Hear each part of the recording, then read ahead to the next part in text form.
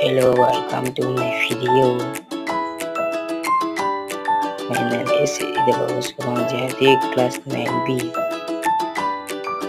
The context is my homework, so I will tell you about my experience. A trip to Bloom's Garden.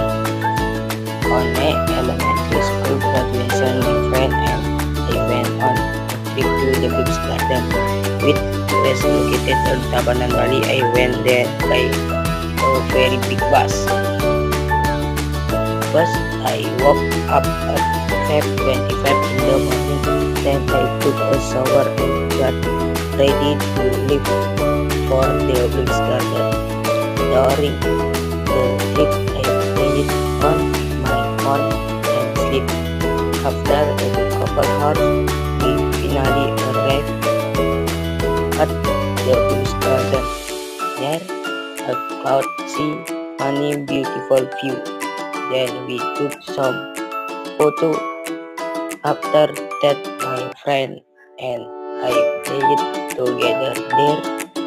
When we finished playing, we looked for a place to eat together.